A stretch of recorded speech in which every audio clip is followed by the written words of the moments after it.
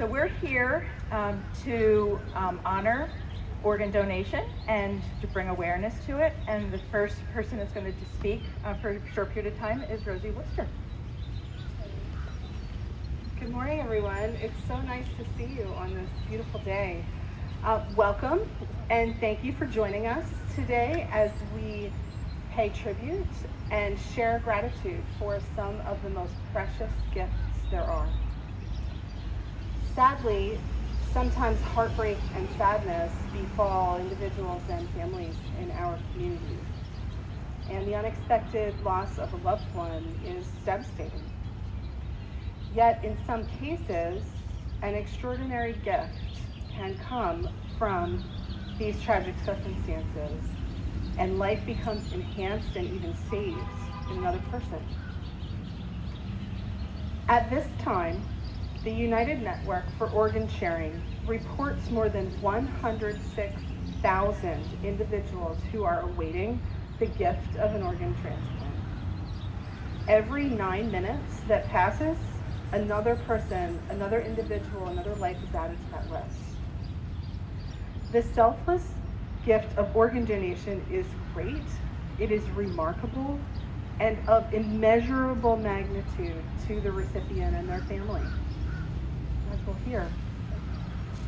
And today at Reading Hospital, we partner with the Gift of Life Donor Program to honor those who have given these treasured gifts that translate and evolve into more quality time, an extra hug, another baseball season, another walk in the park, or a longer walk in the park with loved ones, or even a longer lifetime of smiles from friends and family. Special thanks today as we begin our program to Elaine McAfee and Shelly Farmer for allowing their passion, yes indeed, absolutely, thank you. Your passion and drive for raising awareness in organ donation serves us so well here at Reading Hospital. We're really appreciative of that. And thanks to you for joining us today as we raise our flag to honor this invaluable gift of life through organ donation. Thank you for coming, and we'll get started.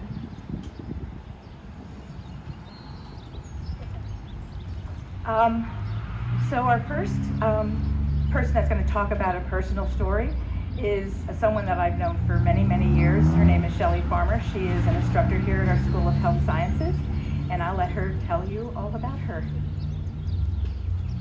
Good morning, everybody. Some of you know me from when I was like a little 20-year-old nurse in 1990 when I started here and when I started with Eileen.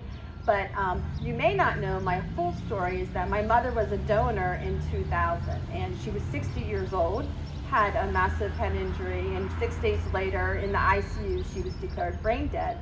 And being the ICU nurse that I was at the time, I knew all about organ donation, but let me tell you, being on the other side of the bed is totally different than being the one taking care of those patients as nurses. So I know firsthand what it's like to be that family member and not the nurse. But my mother ultimately donated her heart, her lungs, and her kidneys, 60 years old.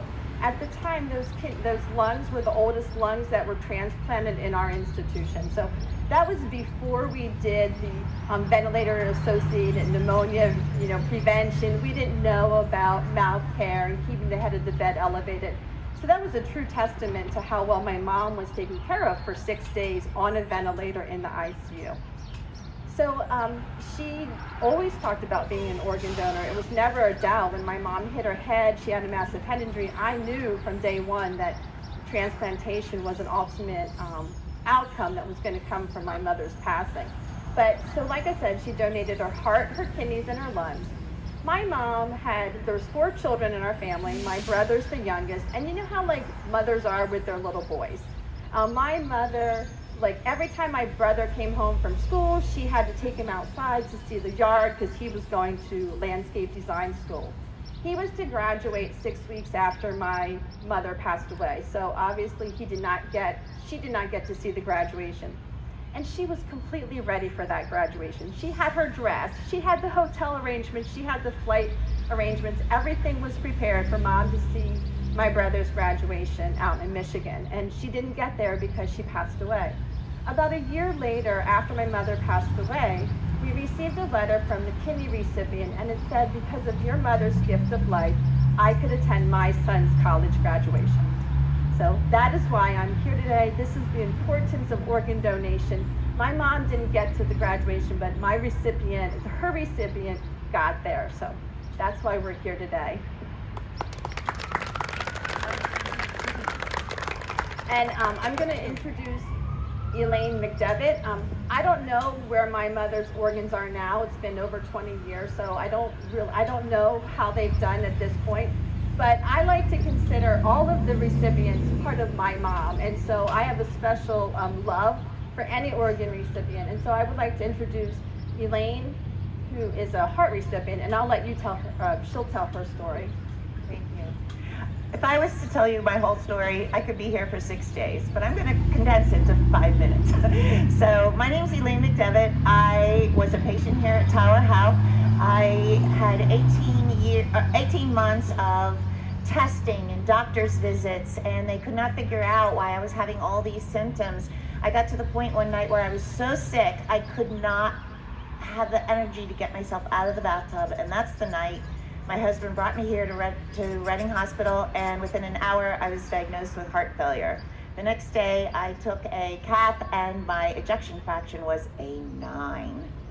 Oh, you should have seen the students when they would come into my room. They would just go, oh, and that really was scary.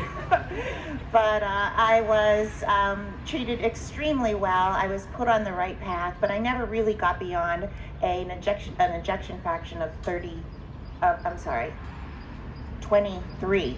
So took 7 years of management, and then as time went on, I was eventually assessed for a heart transplant in August of 19, and then I entered the hospital on January 27th, 2020. I waited 60 days in the hospital at Jefferson. Many of you might still remember Dr. Alvarez. Dr. Alvarez was in Reading as a cardiologist for many years, and he was my hero, my support, my doctor, and he was with me through this whole entire process.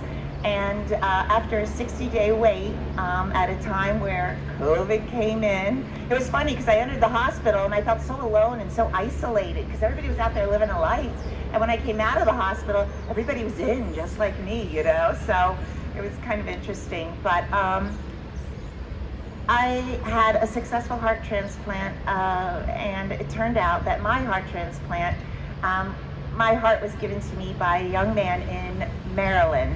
And one of the reasons why he was a perfect fit is because he was tall like me, and obviously his blood and his tissue matched mine. After several months of being home and recuperating, I was able to communicate with his parents.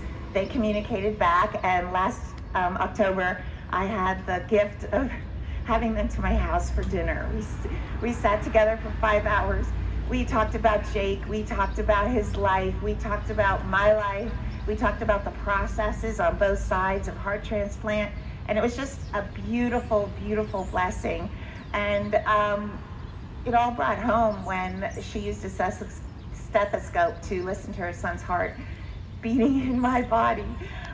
It's a miraculous gift, something I will never take for granted. I have been working very hard to pay it forward ever since. I was a host and producer for a 6-part series on BCTV talking about the stories of transplant here in Berks County. I now am an ambassador for Gift of Life. I try to do as many things as I could to honor Jake and to honor his family, and I just feel really, really good about that. So I want to thank all of you that take part in helping people like me. I never thought I'd see 60, and I'm 61 now, and I'm really enjoying my second chance at life. And you know, I'm just going to talk about the happy parts, because obviously everybody knows about the sad part, the other side that is very sad and very heartbreaking. And it's amazing that good could come out of such a heartbreaking situation. So I thank you for having me here today. Thank you for supporting organ donation, and It's a miraculous, I mean, thank God, thank the donor, and thank all of you medical professionals who do what you do to help people like me. Thank you. Thank you so much.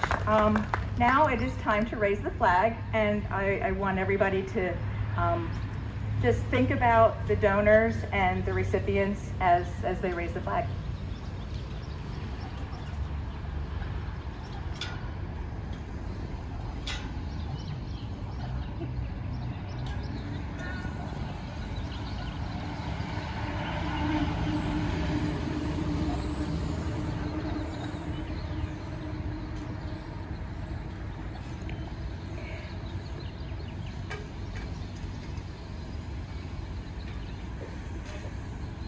Okay, well, that concludes our day, and thank you very much for supporting us today, and hopefully everybody took something a little with them today.